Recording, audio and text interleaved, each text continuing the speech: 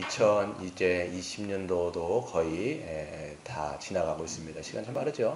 우리가 뭘 했는지 좀 생각해 보면 기억도 안 나는 일들도 있고, 또 이런 일들을 했었구나, 이런 귀한 일들이 있었구나, 이런 생각도 하고요. 또 이제 2021년도를 이제 맞이하게 됩니다. 또 레위기가 끝나고 이제 민수기를 이제 하게 되는데, 드는 생각은 하나님이 우리 교회를 참 말씀으로 잘 인도해 주시는구나, 이런 생각이 참 많이 듭니다. 그래서 레위기를 통해서 하나님의 율법에 대해서, 하나님의 거룩하심에 대해서 우리가 보았다라면, 이젠 하나님께서 약속의 땅 가나안으로 이스라엘 백성들을 이제 데리고 가시는 겁니다.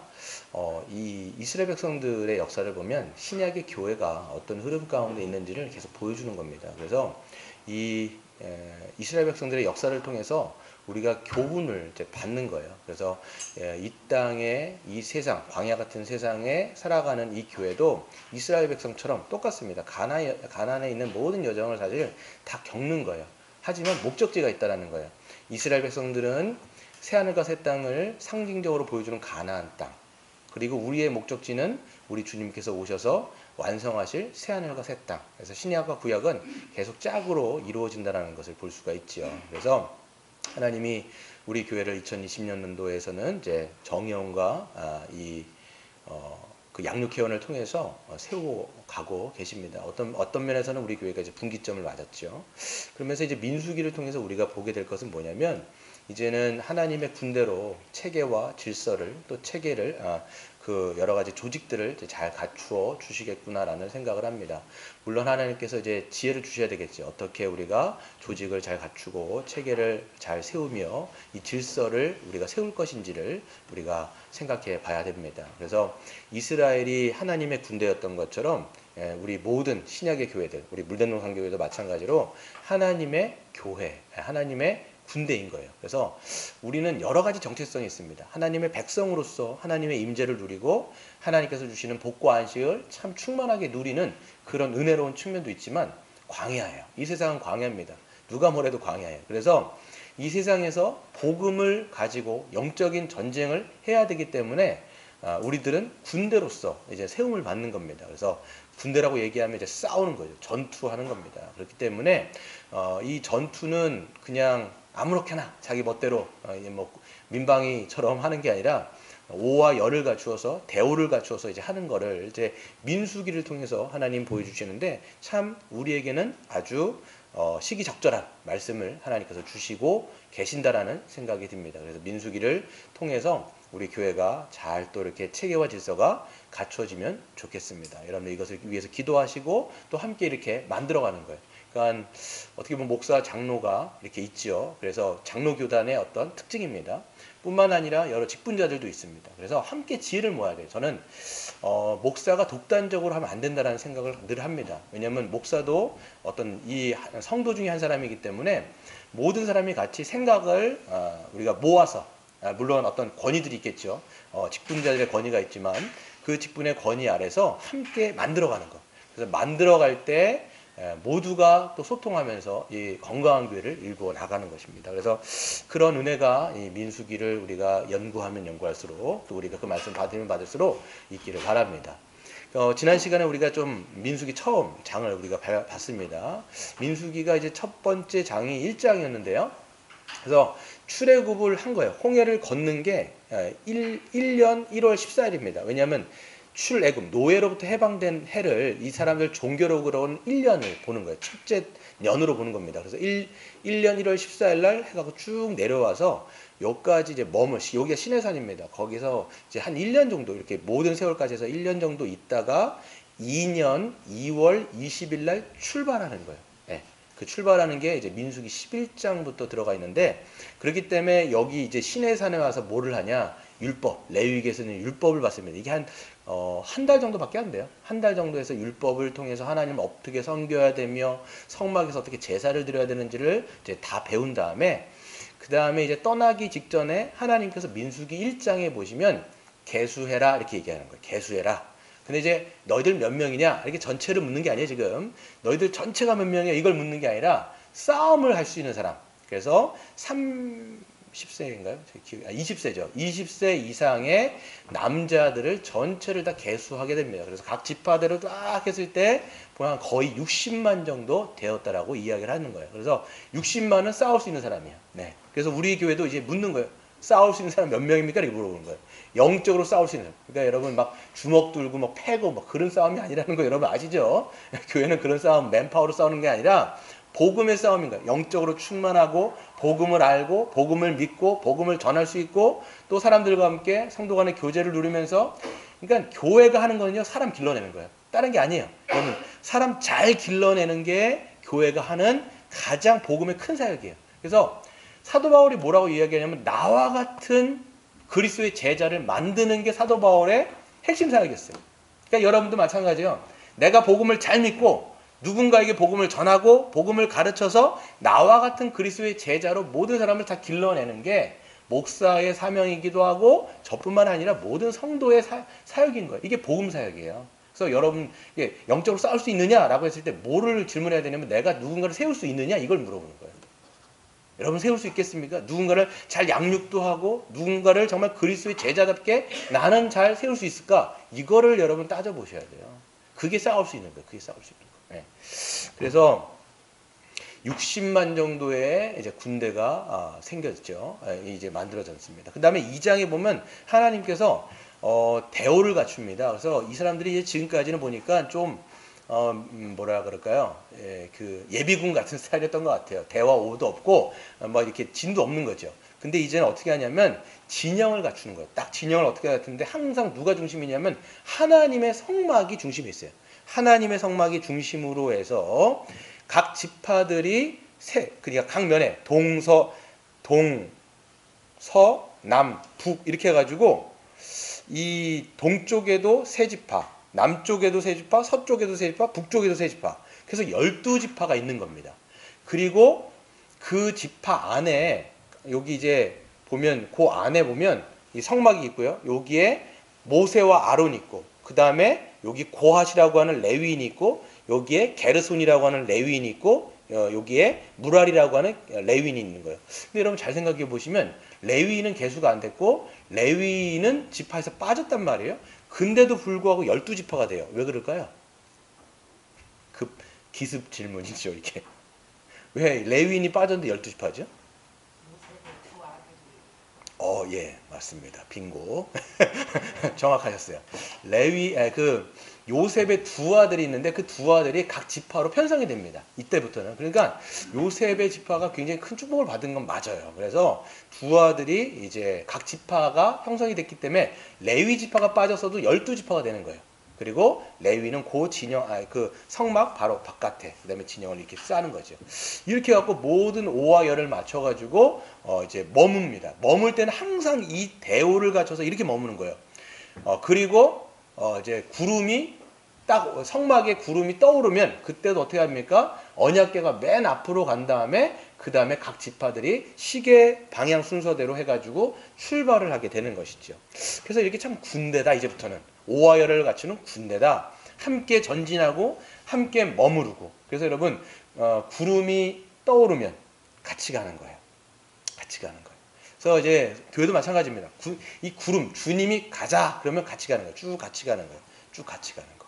그리고 구름이 한 자리에 머물면 그때는 같이 다 멈춰야 됩니다. 그럼 왜 가? 그러면 주님이 가시는데 안 갈 수 없잖아요. 같이 가는 거예요. 근데 주님 머물렀는데 야 왜 안 가?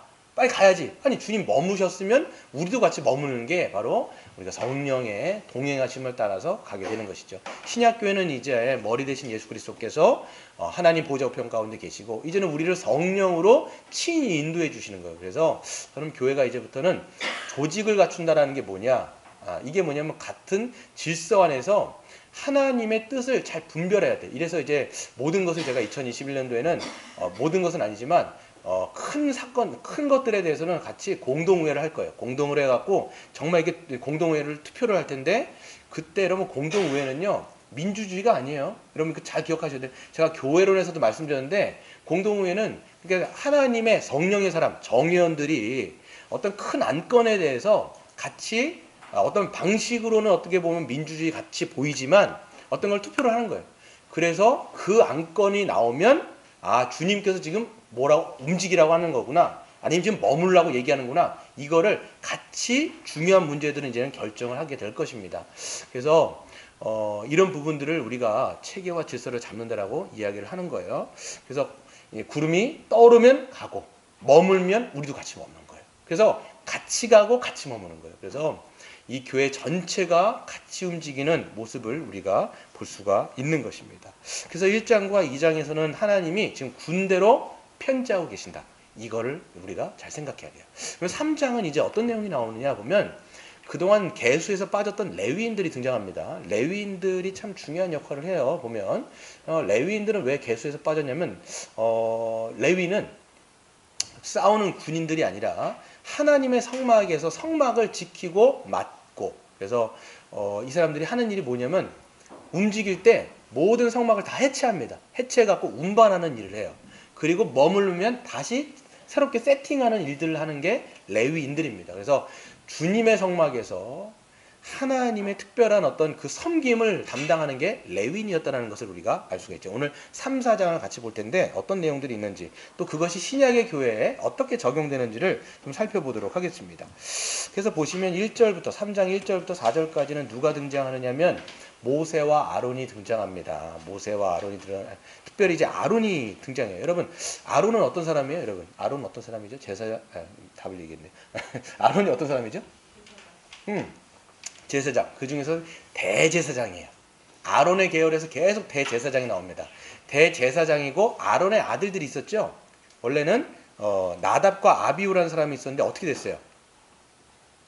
나답과 아비후는 레위기 10장에서 보면 다른 불을 들여다가 그 자리에서 즉사를 합니다. 기억나시죠? 그렇기 때문에 그 세 번째, 네 번째 아들인 엘라살과 이다말이라는 사람들이 이제는 대제사장 밑에 제사장으로 섬기게 되는 거예요. 이 사람들이. 그런데 레위인들은 제사장이 아니에요, 여러분. 이걸 잘 아셔야 돼요. 레위인과 제사장은 다릅니다. 레위인들은 누구냐면 이런 대제사장과 제사장들을 도와서 섬기는 서포터예요. 그렇게 여러분들 아시면 돼요. 그리고 성막에서 그러니까 제사를 드릴 때 모든 제사의 제반 업무들을 잘 감당하는 거예요. 그러니까 뭐 이게 예배하는 자가 제사를 드리는 사람이 오면 자기가 짐승을 잡잖아요. 자기 손을 잡단 말이에요. 그때 뭐 이 짐승들을 잡고 있는다든가 아니면 피 같은 거를 뭐 쓴다든가 이런 모든 일들을 하고, 그 다음에 성막의 모든 기구들을, 지성물 같은 거 있잖아요. 뭐 번제단이라든지 뭐 여기 물두멍이라든지 뭐 이런 것들을 갖다가 관리하고 운반하고 뭐 이런 제반 업무들을 다 하는 사람들. 그러니까 굉장히 레위인들은요 특별한 사명이 주어졌고, 뿐만 아니라 이게 중노동입니다, 여러분. 네, 중노동이에요. 이거 딴 사람들은 뭐 하는데 이 사람들은 텐트를 다 메고 다녀야 돼요. 다 메고 들고 운반하고 다시 해체했다가 다시 쌓고, 이런 거니까 민첩함도 필요하고요, 지혜도 필요하고 힘도 필요해요. 그러니까 나중에 이제 레위인들 중에서 30세 이상 50세까지 여기 사람들만 섬길 수 있도록 해요.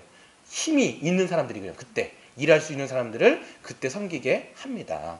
그렇게 레위인들이 이런 역할들을 했는데요. 보시면 이제 하나님은 중요한 말씀을 하시는데요. 처음 여기 보시면 하나님께서 11절에 보시면 레위인을 택하여서 12절이에요. 레위인을 택하여 이스라엘 자손 중에 태를 열어 태어난 모든 자를 대신하게 하였음즉 레위인은 누구 거다? 내 거다. 하나님의 것이. 너는 내 거야. 레위인은 내 거야. 이렇게 얘기하는 거예요. 근데 이게 누구를 대신하는 거냐면 이스라엘 백성들을 대신하는 거예요. 이스라엘 백성 전체를 대신하여서 그 레위인들을 그들을 오히려 택하셔갖고 이들은 내 거야. 이렇게 말씀합니다. 뭐 이스라엘 백성이 하나님의 것이 아니라는 게 아니에요. 그냥 이들을 대표해서 그들을 뽑은 거예요. 그리고 그들을 뽑아가지고 하나님의 성막에서, 다른 사람은 섬길 수가 없어요. 레위인들이 섬길 수 있는 하나님의 성막에서 오직 그들만 섬길 수 있는 그런 자격과 특권을 주셨다라고 성경은 말씀하고 있는 것이지요. 근데 여기서 보시면 그래서 하나님이 인구조사를 시키세요. 인구조사를 시키는데 레위인들 중에서 몇 개월 이상 되죠? 그래서 보시면 이거 하나를 더 제가 말씀 빼먹었는데요. 하나를 왜 그렇게 이야기하시냐면 이스라엘 백성들의 이제 장자 중에, 그래서 하나님이 숫자를 세게 하시는데 이스라엘의 장자가 누구예요? 첫째 자식이잖아요. 첫째 자식만 계수를 다 시킵니다. 첫째 자식만 다 계수를 시켜요. 왜 그러냐면 하나님 뭐라고 말씀하시냐면 이스라엘의 모든 장자는 다 누구 거예요? 하나님의 거예요. 왜 그래요? 어떤 사건을 우리가 생각해야 되죠? 출애굽 사건을 여러분들이 기억하셔야 돼요. 출애굽을 보시면 출애굽 때 이제 할 때 6월절 그 날을 기점으로 나온단 말이에요. 근데 하나님이 마지막 10번째 재앙을 주시는데 그 재앙이 뭐였어요? 바로 장자를 싹 심판하는 다 죽이는 거였어요. 그러니까 애굽에 있는 모든 장자를 다 마지막 심판, 그러니까 다 죽이시는데 누구만 살려주세요? 이스라엘 백성들. 왜 살지요? 그 사람들이 특별해서 사는 게 아니라 그들도 죽을 수밖에 없는 그런 사람들인데 하나님의 은혜로 6월절 어린 양피, 이게 우리 예수 그리스도를 상징한다라고 말씀드렸습니다. 그러니까 예수 그리스도 안에 있는 그 이스라엘 백성들은 살려주시는 거예요. 그러니까 이 사람들, 애굽에 있는 사람들 모든 장자들은 바로 파라오의 장자서부터 그 집 안에 있는 강아지의 새끼까지 싹 장자들은 다 죽여버립니다. 그리고 여기 있는 장자들은 다 살려주시는 거예요. 여러분, 장자는 어떤 의미가 있을까요? 장자. 첫째 아들은 뭐예요? 그 가정의 뭐예요? 대표예요, 대표. 그래서 장자가 다 심판받았다고 얘기하는 것은 모든 가정, 즉 애굽 전체가 다 심판받았다는 것을 상징적으로 보여주는 것이고, 그 다음에 이스라엘 백성들 장자가 다 구원받았다는 건 뭐예요? 이스라엘 전체가 다 구원받았다는 그런 이야기인 것이죠. 그렇기 때문에 하나님께서 이 장자들은 다 내 거야 이렇게 얘기하는 거예요. 왜? 예수님의 하나님의 은혜로 다 구원받았기 때문에 이들은 다 내 거야. 근데 모든 사람들을 다 섬기게 할 수가 없으니까 성막이 좁잖아요. 그러니까 그들 중에서 레위인을 뽑았는데 이게 뭐예요? 이 장자들을 대표해서 대신 레위인들을 뽑아서 선택한 겁니다. 그래서 숫자를 세게 해요. 레위인들의 숫자를 세게 하고 이스라엘 백성들의 전체 수가 아니라 장자의 수만, 1개월 이상 되어지는 장자의 수, 레위인도 마찬가지로 1개월 이상 되어 있는 그런 아이들의 숫자를 세게 하는데 몇 명일까요? 몇 명이죠? 레위인들의 숫자는 몇 명이에요? 1개월 이상. 그게 뒤에 나오죠? 네. 네, 보면 39절에 나옵니다. 39절. 네. 22,000명인 거예요. 22,000명이 어린 아이에 순 거예요. 1개월 이상 된 남자에 술 것 같아요. 제가 보니까 남자란 말은 안 나오지만 남자란 말 다 나오죠. 남자의 숫자죠. 그 다음에 이스라엘의 장자의 숫자는 몇 명일까요? 43절이죠. 22,273명. 예, 누가 더 많아요? 아침부터 숫자 계산하니까 머리가 잘 돌아가시죠, 이게. 지금 아침부터. 예. 몇 명이 더 많죠? 누가 몇 명이 더 많을까요? 예, 이스라엘 장자의 숫자가 273명이 더 많은 거예요. 그러니까 하나님 뭐라고 말씀하시냐면, 그러니까 레위인들이 이 사람들을 대표해서 했으니까 또이 딱 맞아야 되는데 지금 이스라엘 백성들의 장자의 숫자가 많으니까 그 더 많은 만큼 그 사람들의 숫자를 어떻게 합니까? 속전을 내라고 얘기하는 거예요. 273명이 되는 사람들의 숫자의 수만큼 한 사람당 5세겔씩 해가지고 속전을 지불하여서 모든 것을 하나님께서 받으시는 걸로 끝이 나는 것이죠. 우리는 이제 여기서 알 수가 있습니다. 여러분 보시면 하나님은 여기서 보면 레위는 굉장히 특별한 지파예요. 그래서 이스라엘 전체를 대신해서 하나님 레위인을 통해서 레위는 내 거야, 이렇게 내 거야, 내 소유다. 이들은 나의 성막에서 나를 섬기는 자들이라 이렇게 말씀을 하십니다.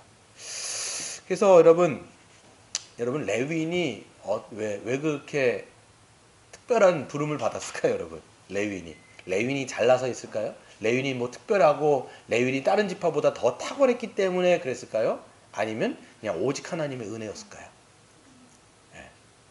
어떨 것 같습니다. 레위인이 뭐 굉장히 잘났을까요, 여러분 보시면? 네.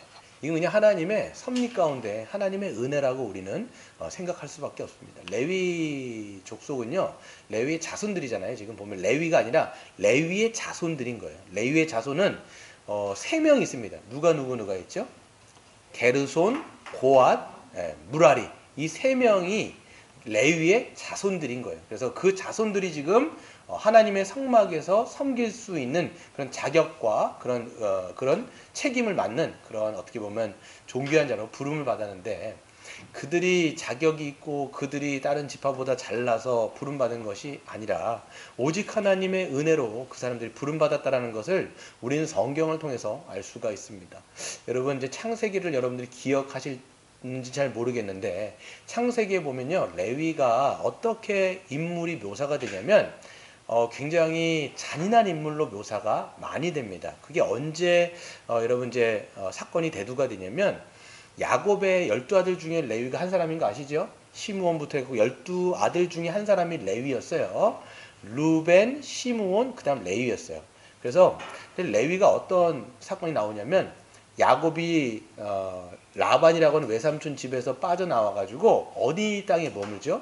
세겜이라는 땅에 머뭅니다. 세겜의 땅이라는 머무는데, 거기서 야곱의 막내딸 디나라는 아이가 밖에 이제 나가고 뭘 보다가 그 세겜 땅에 있는 통치자, 거기 보면 추장이라고 되어 있는데 말이 좀 통치자라고 룰러라고 사실 번역이 되어 있습니다. 그 지역의 지주의 아들로부터 강간을 당합니다. 그러니까 오빠들, 여러분 오빠가 몇 명이에요? 12명의 오빠가 가만히 있겠냐고요. 자기 막내 동생이 지금 그런 일을 당했는데 가만히 있겠냐고. 그러니까 너무 열이 받고 뚜껑이 막 열리는데, 그래갖고 이제 막 흥분해갖고 참지는 못하고 있는 거예요, 오빠들이 다. 근데 그때 이제 지주가 와가지고 야곱에게 이렇게 이야기합니다. 내 아들이 그런 잘못을 했다. 미안하다. 그런데 이렇게 일은 저질러졌고 어떻게 하냐. 그냥 우리가 이 디나라는 아이를 우리 딸로, 우리 이제 이 아이의 아내로 맞이하고 싶다. 당신들이 달라고 하는 모든 혼수를 우리가 다 줄 테니까 거절하지 말고 우리에게 당신의 딸을 우리에게 좀 달라. 이렇게 이야기를 합니다. 그럼 어떤 면에서는 이제 사과를 하는 면이고 있잖아요. 근데 이제 어떻게 얘기하냐면, 오빠들이 물론 이제 강간을 당했으니까 가만히 있겠습니까? 여기서 이런 얘기를 합니다. 우리는 할례 받지 못한 사람들하고 우리 딸을 줄 수가 없다. 내 동생을 절대 줄 수 없다. 우리는 할례를 받은 사람이 그들 할례를 받지 못한 사람 아니냐? 절대 우리는 할례 받지 못한 사람들에게 딸 못 준다. 딱 얘기를 거기서 보면 뭐라고 되어 있냐면, 워딩이 속여서 그들에게 이렇게 얘기를 했다라는 거예요. 어떤 종교적인 어떤 면을 가지고 그들을 속여버리는 거예요. 예, 거기서 이렇게 얘기하는 게 아니라. 그러니까 어떻게 하냐면, 아 그래? 그러면 우리 모든 남자들이 다 할례 받을게. 이렇게 얘기하는 거예요. 여러분, 할례가 뭐예요? 포경수술이에요. 지금으로 말하면 의학적으로는 포경수술을 모든 남자들이 다 받겠다고 얘기하는 거예요. 왜냐면 그 지역의 지주거든요. 그러니까 힘이 있단 말이에요. 그러니까 이제 모든 이제 그 남자들이 다 할례를 받은 거예요. 포경수술을 다 받은 거예요. 근데 이제 어떤 머리를 썼냐면, 이제 그 형 오빠들이 움직일 수 있어요, 없어요? 예. 남자분들 아실 거예요. 절대 이게 하면 못 움직여요. 거기 그 성경이 뭐라고 되냐면, 할례를 받은 지 3일 후에, 가장 아플 때거든요. 이렇게 못 움직이고 그냥 이렇게 누워 있을 때 어떻게 하냐면, 오빠들이 싹 하는데, 그 특별히 누가 가냐면 시므온과 레위가 등장합니다. 시므온과 레위가 칼을 딱 들고 가가지고 못 움직이는 사람들 모가지를 다 잘라버려요. 다 잘라. 다 피가 튀기고 그냥 아주 철저한 복수를 막 감행해버립니다. 그러니까 무자비하고 잔인하고 막 그렇게 해갖고 막 하는 거예요. 그때 야곱도 왜 그렇게 하느냐라고 화를 낼 정도로. 거기서 보면 우리가 생각할 때는 어떤 면에서는 당연히 여동생이 그렇게 했으면 그 정도 하면 됐지. 근데 하나님 보셨을 때 그게 잔인하다고 얘기하시는 거예요. 잔인하다고 얘기하시는 거예요, 지금. 너희들은 종교라는 것을 이용해서 사람들을 속이고 지금 그것을 잔인하게 사람들을 죽이는 것으로, 할례는 그 당시 여러분 우리 지금 의학적이 아니라 종교적인 면으로 그 사람들 할례를 했단 말이에요. 그렇기 때문에 그것을 종교적인 것을 이용해서 너희들이 지금 다른 사람들은 무자비하게 죽였구나라고 성경이 이야기를 한단 말이에요. 그걸 나중에 어떻게 할 수 있느냐?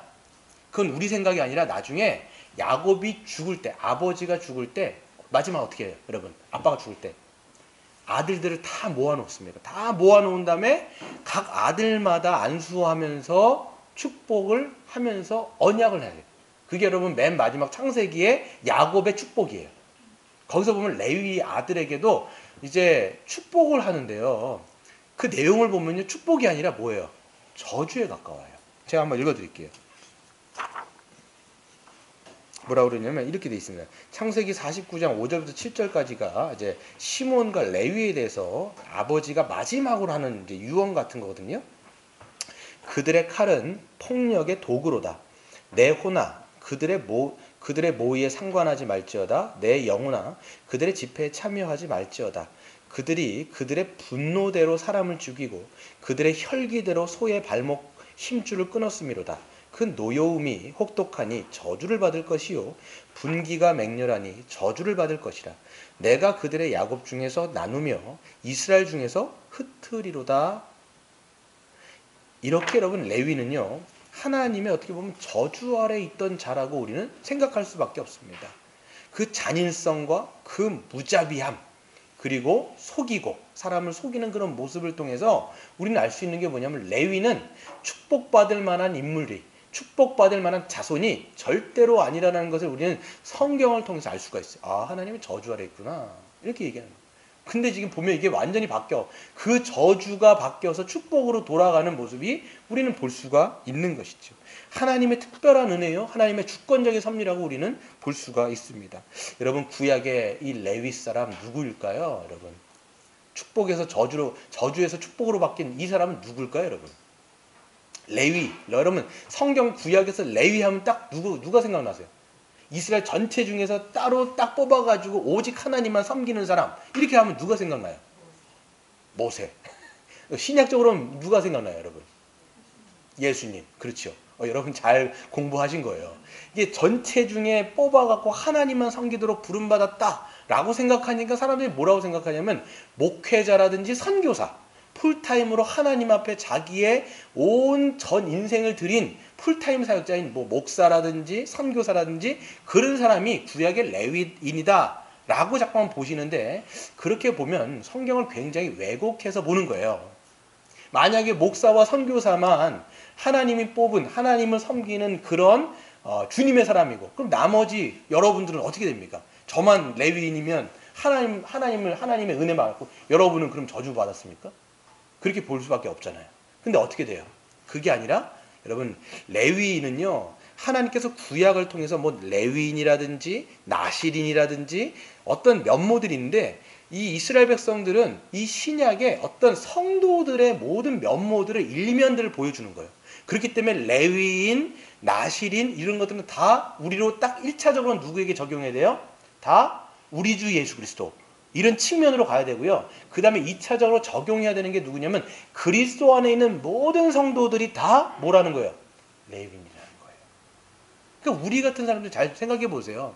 우리도 레위와 같지 않습니까 여러분? 우리 어떻습니까? 남 속이기 잘하고 또 어떻습니까? 또 어떨 땐 무자비하고 때로는 어떻습니까? 뭐 비열하기도 하고 때로는 잔인하기도 하잖아요. 우리가 레위를 생각해 저게 어떻게 우리인가? 너무 잔인하지 않는가? 이렇게 생각하는데 여러분 우리 안에 다 레위와 같은 그 기질, 성향, 그런 폭력성 다 갖고 있어요.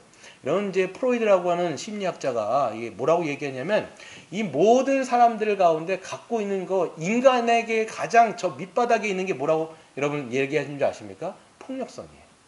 폭력성. 우리가 이 폭력성이라는 게 다 기저에 깔려 있어요. 이걸 기독교에서 뭐라고 얘기하냐면 죄성이다 이렇게 얘기하는데 심리학에서는 그냥 이걸 폭력성이다 그냥 뭉뚱그려서 얘기를 하는 거죠. 이게 보세요 여러분.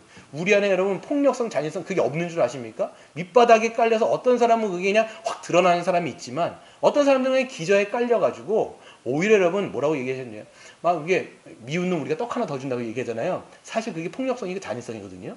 왜 그러냐면 자기 안에 이 잔인함과 폭력이 있는데 오히려 그것을 감추기 위해서 자기 싫어하고 미워하는 사람을 더 잘해주는 면모가 있는 거예요. 이게 여러분 어떤 면에서는 자기의 폭력성이 그런 방식으로 바뀌거든요. 여러분 이삭이라고 하는 사람이 있어요. 성경에서 이삭이라는 사람이 있는데 이삭의 인물의 묘사를 보면요 굉장히 온순합니다. 이 사람이 뭐 한 일도 별로 없어요. 자기 아버지 아브라함이 해놓은 걸 갖다가 많이 누리다가 이제 가신 분이 이삭이세요. 근데 이분의 면모를 보면요 사람이 굉장히 온순해요. 그냥 온순합니다. 그게 왜 그러냐 이렇게 심리학자들이 약간 성경을 하면 아버지의 폭력성을 한번 본 거가 있거든요. 이게 언제예요? 모리아산에 올라갈 때 아버지가 자기 죽이려고 했거든요. 사실 그걸 19살 때 경험한 거예요. 이 사람이 폭력의 잔인함을 받다 보니까 이거에 대한 이 폭력이 노출됐을 때의 그 두려움이 있는 거예요. 네. 그렇기 때문에 이 사람은 온순한 면모를 겉으로는 드러내지만 이것이 드러나는 것이 무서운 거예요, 사람은. 왜냐하면 그거를 눈에서 봤기 때문에 안에는 있을지 모르지만 그것이 드러났을 때 파괴력을 받기 때문에 그것을 드러내지 않습니다. 이것처럼 여러분 우리가 온순하다, 뭐 착하다 이거 있지만 여러분 기저에 뭐가 깔리냐면 잔인함과 폭력이 다 있어요. 그게 우리라는 거예요. 성경은 뭐라고 얘기하냐면 그거를 죄성이라고 얘기하는 거예요. 그리고 그걸 뭐라고 얘기하냐면 하나님의 저주 가운데 있는 거다라고 선언하고 있는데 하나님 우리 같은 자들을 어떻게 하십니까? 예수 그리스도의 십자가의 보혈을 통해서 우리가 받아야 되는 우리가 죄로 말미암아 받아야 되는 모든 저주를 예수 그리스도가 다 돌려받으시고 우리에겐 하나님의 축복을 쏟아 부어 주셔서 하나님 안에서 예수 그리스도 안에서 우리를 완전히 자녀 삼아 주시고 아들 삼아 주셔서 너는 내 거야 이렇게 말씀하시는 거예요. 할렐루야. 그러면 이런 은혜를 받은 게 누굽니까? 저와 여러분인 것이죠. 구약의 레위인은 다 우리 모두가 다 그리스도 안에 있는 우리 모두 축복받은 우리 모두 그렇기 때문에 우리가 하나님을 함께 불의뜻 섬기며 그런 은혜를 받은 자들이 이제는 주님을 섬기는 자로 이제 세워졌다라는 것을 우리가 볼 수 있는 것이죠. 여러분 잘 생각해 보세요. 우리 같은 자들이 어떻게 하나님 앞에 하나님을 예배하는 자가 되었으며, 그럼 우리 같은 자들이 어떻게 하나님을 알게 되어서 예수 그리스도의 십자가의 복음을 믿게 되어지고 그 십자가의 복음이 너무 감사하고 감격해서 아 정말 하나님의 은혜가 이런 거구나. 하나님의 그 음성, 너는 내 사랑하는 아들이라 내 기뻐하는 자라 라고 하는 음성이 우리를 움직이잖아요. 사도 바울이 뭐라고 얘기합니까? 그리스도의 사랑에 강권하심을 받아 이렇게 얘기하는 거예요. 여러분 강권하심이라고 하는 것은 뭐냐면 영어로는 이제 프로펠러가 돌려지면요 이게 어떻게 됩니까? 프로펠러가 돌려지면 그 사랑이 여러분을 밀어가는 거예요. 자꾸만. 그래서 자꾸만 하나님의 뜻에 순종하고 싶어지고 하나님을 더 사랑하고 싶고 하나님이 사랑하는 그런 다른 성도들 다른 지체들을 더 사랑하고 싶고 더 섬기고 싶은 거예요. 그래서 주님 앞에 섬기려고 하는 마음들이 이게 생겨난 걸 보면 어떻습니까? 다 하나님의 은혜다 이렇게 얘기하는 거예요. 사도 바울이 뭐라고 고백합니까? 나의 나된 것은 다 하나님의 은혜라. 이런 고백이 여러분 있기를 주의 이름으로 축원드립니다. 네. 한 가지 더 보면요. 이렇게 3장은 레위인의 부르심이 나왔다라면 택하심이 나왔다라면 4장은요. 그렇게 부름받은 레위인들이 하나님의 사역을 하는 것을 볼 수가 있습니다. 그래서 레위는 아까도 말씀드린 것처럼 성막에서 제사장을 돕는 역할들을 이제 하게 됩니다. 특별하고 중요한 사역은 뭐냐면 성막의 모든 기구들을 해체, 운반, 다시 세우는 거예요. 그래서 구름이 뜰 때는 해체하고 머물 때는 다시 세우고 이런 것들을 하게 되는데 레위 지파 안에서도 이제 게르손, 고핫, 무라리 이 세 자손이 있다라고 말씀을 드렸는데요. 이 레위 자손들이 각 세 자손들이 있는데 각각의 역할들이 다 달라요. 성막도 보면요. 성막이 다양하잖아요. 이 성막 다양한 것들을 다 다양하게 감당하는 것이 레위의 세 자손들이라고 볼 수 있습니다. 그래서 4장을 좀 볼게요. 읽진 않았지만 4장에서 여러분 4절을 보시면 먼저 누가 나올까요? 어떤 자손이 나오죠? 고핫 자손이 나옵니다. 고핫 자손이 나오는데 고핫 자손은 어떤 특별한 역할들을 하냐면 지성소와 성소에 있는 여러분 그 성막 전체가 여러분 세 개로 나눌 수 있어요. 어떻게 나눌 수 있죠? 지성소, 성소, 성막들이 있는 거예요. 이 세 가지를 나눌 수 있는데 그 중에서도 이 고핫 자손이 감당하는 게 뭐냐면 성소와 지성소 안에 있는 모든 지성물을 감당하는 거예요. 지성물이 뭐가 있어요? 언약궤, 그 다음에 언약궤 바깥에는 휘장이 있죠. 휘장을 넘어가면 거기에 뭐가 있죠? 분향단, 그 다음에 금등잔대, 그 다음에 진설병을 배선하는 상이 있단 말이에요. 그런 것들을 감당하는 사람들이 고핫 자손이에요. 굉장히 이제 중요한 역할을 하는데 성경에 보시면요, 이 사람들도 지성물을 만질 수가 없어요. 만지거나 보면 죽어 이렇게 돼 있어요. 너희들은 절대 만지면 안 돼. 너희들 그거 손대거나 보면 죽는다. 그러니까 만약에 이제 이 구름이 떠갖고 행진을 해야 돼요. 그러면 이제 어떻게 돼요? 해체해가지고 싸고 옮겨야 되잖아요. 그러면 이 사람들이 먼저 들어가는 게 아니라 누가 먼저 들어갈까요? 제사장들이 들어가는 거예요. 제사장들이 들어가가지고 그 모든 지성물들을요, 휘장과 이게 덮개 같은 천으로 다 덮어요. 다 덮습니다. 여러분, 언약궤 같은 것도요, 대제사장도 보면 죽잖아요. 보면 죽으니까 향을 막 피워놓은 다음에 보지 못하게 해갖고 막 한단 말이에요. 마찬가지로 모든 천을 다 덮어가지고 천을 다 덮은 다음에 제사장들은 빠집니다. 그러면 고아자손이 들어가가지고 그렇게 했던 것들을 다 싸맨 걸 갖다가 어깨에다가 메고, 그걸 만지면 안 돼요. 어깨에다 메고 운반을 시작하는 것이 고아자손의 역할들이었다라는 거예요. 그러니까 지성물들을 다 이것들을 감당했던 것이 고아자손이죠. 그 다음에 이제 두 번째가 나오는데 그 사람이 누굴까요? 네, 바로 게르손이라고 하는 자손입니다. 게르손 자손이 나오는데 22절에 나옵니다. 22절에 보시면 23절 한번 같이 읽어볼까요? 시작. 30세 이상으로 50세까지 회막에서 복무하고 봉사할 모든 자를 계수하라. 게르손 종족의 할 일과 맬 것은 이러하니. 25절. 곧 그들이 성막의 휘장들과 회막과 그 덮개와 그 위에 해달의 가죽 덮개와 회막 휘장문을 매며 쭉 써있죠. 한마디로 얘기하면 뭐냐면 성소에 있는, 그러니까 성막들이 아니라 성소에 있는 그 휘장이죠. 성소와 지성소를 맡고 있는 휘장, 그 다음에 지성소 덮개. 여러분 천장에 보면 지성소 덮개가 있는데 그 덮개가 뭘로 되어 있냐면 뭐 해달 가죽이라든지 그 가죽으로 다 쌓여 있습니다. 그런 가죽들과 그 다음에 휘장에 있는 문, 그 다음에 성막 뜰에 보면요 모든 휘장들이 쳐 있잖아요. 천으로 되어 있는데, 그러니까 한마디로 얘기하면 게르손은요 휘장에 있는 모든 천을 다 걷어야 돼요. 모든 천을 다 걷은 다음에 그 다음에 문이 몇 개 있을까요, 여러분? 문. 성막 뜰에 들어오는 성막 뜰 문이 하나 있고요. 그 다음에 성소로 들어가는 문이 두 개 있어요. 그 문을 띄어가지고 가져가는 역할을 하는 게 바로 게르손이 하는 역할입니다. 그 다음에 이제 누구죠? 무라리가 있죠. 무라리는 뭘 하느냐면 모든 널판질 역할을 하는 거예요. 널판지죠. 여러분 이제 성막을 보면요 천으로만 돼 있는 게 아니라 널판지가 다 있어요. 널판지로 착착착 돼 있는 다음에 그 널판지를 다 뜯고, 널판지를 세우려면 뭐가 있어야 돼요? 기둥들이 있어야 돼요. 지금 기둥 있잖아요. 기둥 이쁘죠, 여러분? 아까 들어오시면서 응원사님은 예식장 같다고 그러는데 정말 예식장 같아요. 예, 예. 나중에 여기서 결혼하셔도 좋을 것 같아요. 결혼하실 분도 계시죠, 이제. 예, 제가 주례 잘 봐드릴 테니까 여기서 결혼을 하셨으면 좋겠네요. 해가지고. 그래서 이런 뭡니까? 이런 기둥들을 다 뽑아가지고 들고 다 가는 게 바로 누구냐면 무랄입니다. 그래서 고앗은 지성물을 다 하고, 그 다음에 게르손은 모든 천들을 다 가지고 가고, 그 다음에 무라리는 모든 기둥과 널판지들을 다 메고 운반하고 해체하고 다시 짓고 이런 일들을 감당하는 모습을 보게 되는 것이죠. 그랬을 때 여러분 보시면 이 세 자손들, 게르손, 고앗, 무라리 전체 성막에서 일할 수 있는 30세 이상 50대까지 몇 명일까요?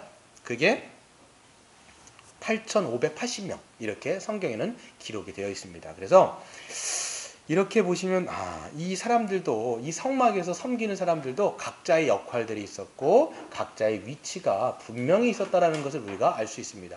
그러니까 서로 섞여서도 안 되고 각자의 영역들이 있어요. 그러니까 각자의 영역에서 고앗이 해야 되는 일들인데 무라리가 할 수가 없는 거예요.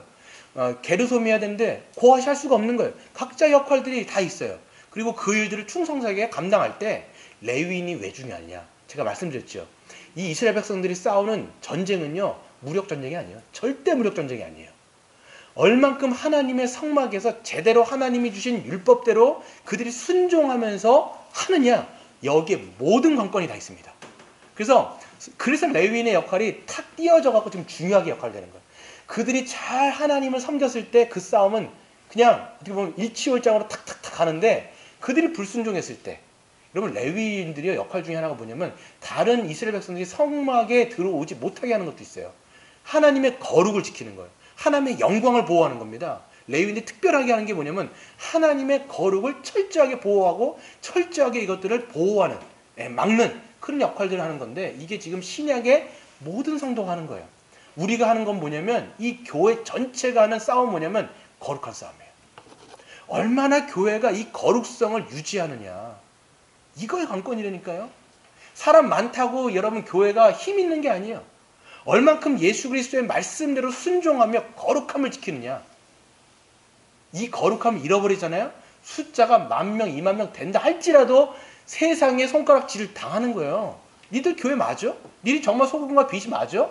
왜 그래요? 거룩함 잃어버렸거든요. 맛을 잃어버린 소금, 빛을 잃어버린 빛, 말이 안 되지만 이런 보시면 그래 교회는요 이 거룩함을 얼마나 순수하게 보존하는가. 그래서 여러분 5장에 딱 보면요 부정한 자들을 진영에서 다 내쫓습니다. 교회가 그런 거예요. 하나님의 거룩을 더럽히는 자들을 함께 하지 못하는 거예요. 그래서 여러분 교회 안에 출교도 있는 거고 징계도 있는 것이고 머리 대신 주님의 말씀에 그것을 위배하고 끝까지 고집을 부리는 사람들 함께 할 수가 없는 거예요. 눈물을 머금고 출교하는 거예요. 그래서 여러분 그게 다 이 교회가 거룩함을 유지하는 방식이요 길이라는 것을 우리는 볼 수가 있는 것이죠. 그래서 중요한 건 뭐예요? 우리 첫 번째 묵상 적용하고 좀 마치도록 할게요. 첫 번째는 여러분 성도는 그렇기 때문에 각자의 위치에서 받은 은사로 섬김으로써 주님께 영광을 올려드릴 수가 있습니다. 레위 자손들은 각자의 위치가 달랐던 것처럼 우리도 마찬가지입니다. 그리스도 안에서 우리는 한 몸, 한 가족, 한 지체를 이루며 각자의 위치와 역할이 다르다라고 성경에는 말씀하고 있어요. 여러분 우리는 한 몸이지요? 지체가 뭐예요? 붙어있다는 얘기예요. 머리 대신 주님 앞에 우리는 다 붙어있어요. 근데 여러분이 다 똑같은 지체가 아니에요. 모두가 팔이면 이상하잖아요. 모두가 다 눈이면 이상하잖아요. 모두가 다 발이면 이상하잖아요.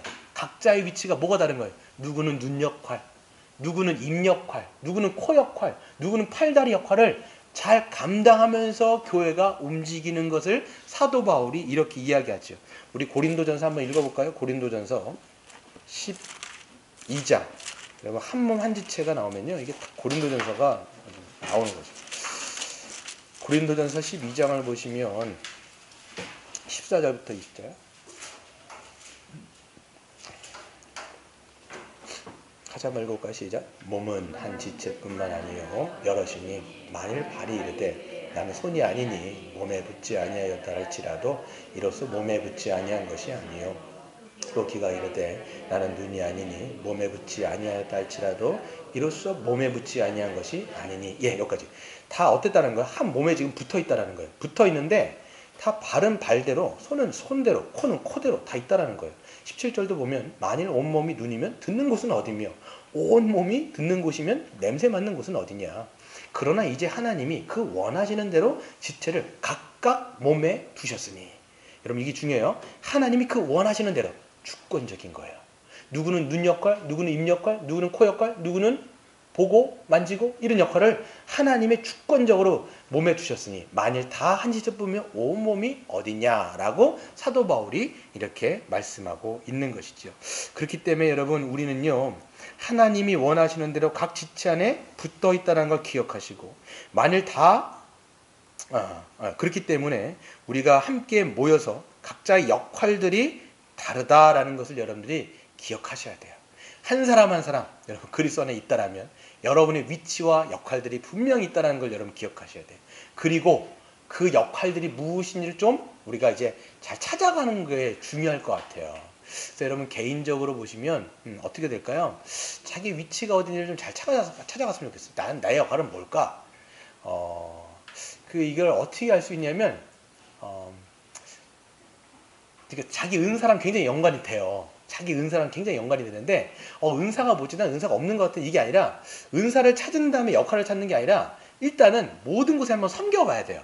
이것도 한번 눈에 보이면 섬겨 보이는 거예요. 이것도 한번 달라붙어 보고 달라붙어 보다 보면 자기가 어떤 은사가 있는지를 발견하게 됩니다.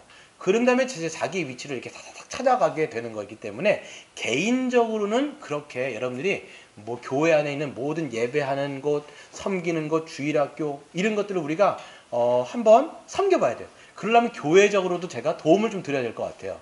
제가 2021년도는 한번 여러분들이 섬길 수 있는 장들을 좀 많이 열어드려야 되겠다. 이런 분야를 잘 열어드려서 여러분들이 각자의 위치에서 한번 뛰어들어서 같이 섬길 수 있도록 그런 것들을 교회적으로도 장을 마련해주고 본인들도 함께 뛰어들면서 각자가 맞는 역할들을 감당할 때 교회는 잘 세워지는 거예요. 잘 세워지는 거예요.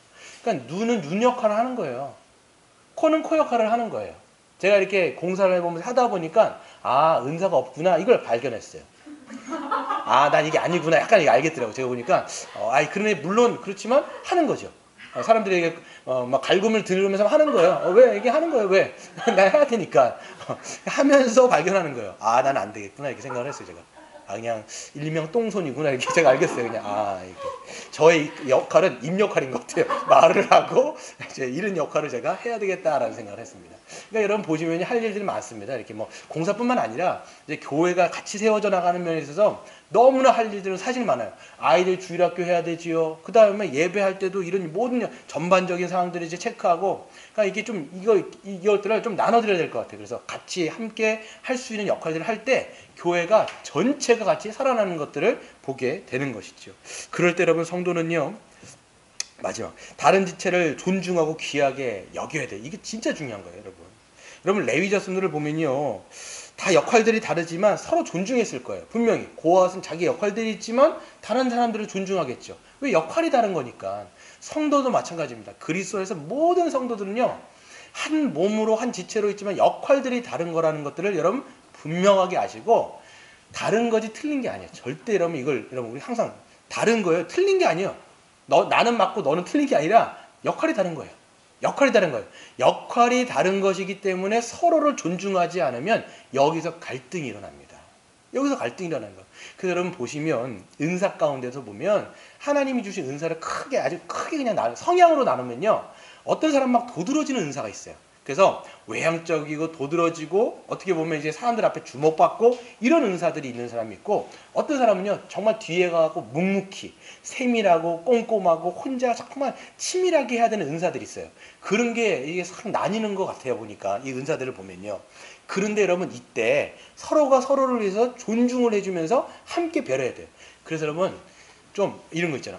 좀 칭찬 많이 하고 잘한다 이렇게 얘기하고 위로 함께 하고 같이 격려하고 이런 거죠. 그러니까 서로를 볼 때 저도 약간 이런 게 있는 것 같아요. 딱 봤을 때 그냥 저도 인사를 할 때 그냥 딱 부정적인 얘기를 좀 하는 건 경향이 제가 딱 보니까 있어요. 그러니까 이게 인사인데도 불구하고 여러분 보면요, 이게 부정적인 얘기보다는 그 사람의 장점을 좀 살려갖고, 야, 좀 얼굴이 참 많이 좋으시네요 이렇게 얘기하면, 뭐 화장이 떴더라도 화장이 좀 떴더라도 아유 오늘 화장 잘 먹으셨네. 약간 거짓말인가 이건? 아니, 아무튼 그래도 이게 뭐 그래 오늘 참 비비크림이 잘 발리셨고 막 그러니까 밑작업이 잘 되셨고 뭐 이런 얘기 있잖아요. 이렇게 하면서 살도 많이 빠지신 것 같고 이런 얘기를 좀 하면서 같이 이렇게 좀 뭡니까 이제 긍정의 힘은 아니지만 서로 위로하고 격려할 때 이게 좀 시너지가 있는 거예요. 그러니까 부정적인 것들 먼저 우리가 딱 사람들을 볼 때 안 좋은 것을 딱 보면서 얘기하면요 그때 마음이 딱 다치는 것 같아요. 저도 그렇더라고요. 그러니까 이 사람이 어떤 면들을 좋게 얘기해 주면서 장점들을 살려주고 할 때 이렇게 가는 거죠. 서로 위로해 주는 거예요. 그리고 여러분, 그렇죠.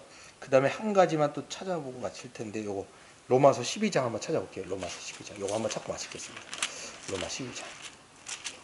로마서 12장 3절.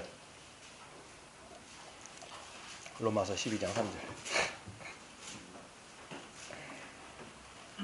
이것도 이제 은사에 관한 얘기예요. 고린도전서 12장도 그렇고요. 로마서 12장도 그렇고 은사예요. 항상 은사. 그래서 성도들이 어떻게 한 몸으로 살아갈지 해야 될지 12장 한번 같이 읽겠습니다. 시작. 내게 주신 은혜로 말미암아 너희 각 사람에게 말하노니 마땅히 생각할 그 이상의 생각을 품지 말고 오직 하나님께서 각 사람에게 나누어 주신 믿음의 분량대로 지혜롭게 생각하라. 아멘. 참 중요한 말씀이에요. 이게 뭐냐면 이것도 은사에 관한 말씀이고요. 역할에 관한 말씀인데요. 이렇게 돼 있어요. 너희 각 사람에게 말하니 마땅히 생각할 그 이상의 생각을 품지 말고 너희 믿음의 분량대로 지혜롭게 생각하라. 아까 제가 말씀드렸잖아요. 자기 성향과 기질이 다 있습니다. 어떤 사람은 조용히 묵묵하게 섬기고 뒤에서 섬기고 이런 게 맞는 사람이 있어요. 이런 하는데 근데 이게 뭐냐면 왜 나는 저렇게 밖에 좀 나가가지고 딱 얘기하고 막 이렇게 딱 진두지휘하고 왜 나는 이런 게 없지? 이렇게 생각하는 사람이 있을 거예요. 그럼 어떤 생각이 빠지냐면 열등감에 빠질 거예요. 왜 하나님 난 이걸 안 주셨을까? 이렇게 생각한단 말이에요. 아니에요, 여러분. 하나님이 그 사람의 그 기질과 그 성격에 딱 맞는 그 은사를 딱 주신 거예요, 지금. 그래서 세밀하게 하고 꼼꼼하게 하고 이거 하나하나 뒤에서 여러분 그런 사람이요 어떻게 보면 굉장히 중요한 역할을 하는 거예요. 제가 간사 사역을 해오다 보면요 외부에서 이렇게 막 하는 거 있잖아요. 근데 보면요 어떤 사람은 나가가고 기도해도 인도하고 턱 스피커로 말도 하고요 이런 사람이 있어요. 주목받죠.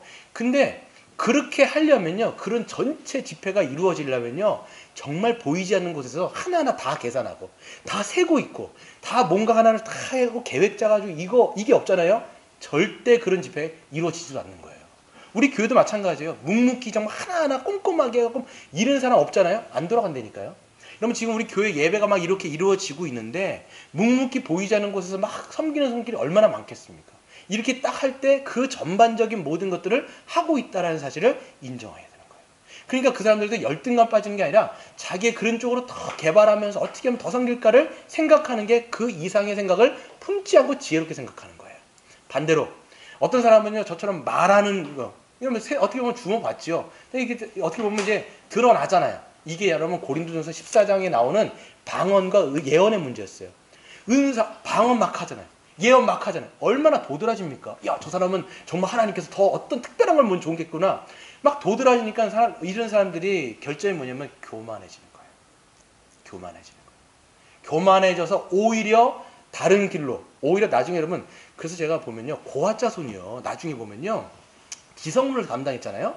나중에 모세와 아론의 권위에 도전합니다.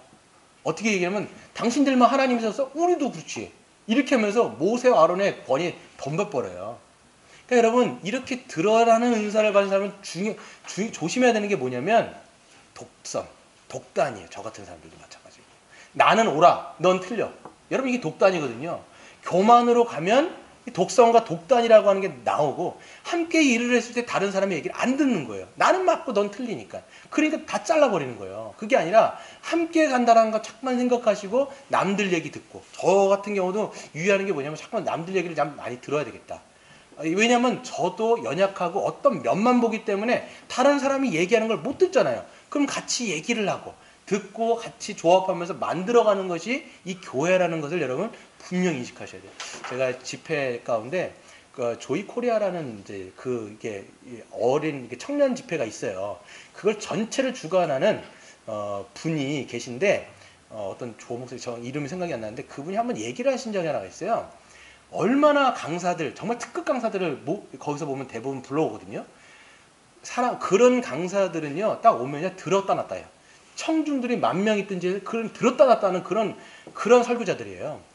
근데 그런 설교자들이 10년 정도 그 단체가 있었는데 얼마나 많은 스피커들이 왔다 갔겠습니까? 그런데 과거를 딱 돌아보고 지금 현재를 보면 남아있는 사람이 없대요.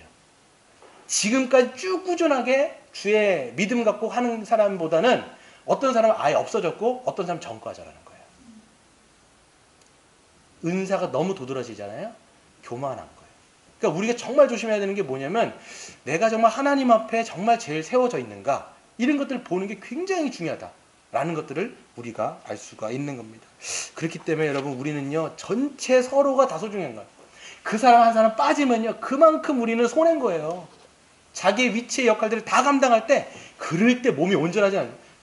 눈이 있고 코가 있고 입이 있고 이게 제대로 다 움직여야 몸이 건강하잖아요. 근데 누군가가 손인데 역할 안 해요, 발인데 역할 안 해요. 그러면 못 걷는 거예요. 못 보는 거예요. 못 보다 보니까 장애물도 못 보고 부딪히잖아요. 그게 교회가 되는 거예요. 그러니까 함께 같이 움직여졌을 때 우리 교회가 건강하게 세워지는 은혜가 주의 물된 동산교회 가운데 있기를 바랍니다.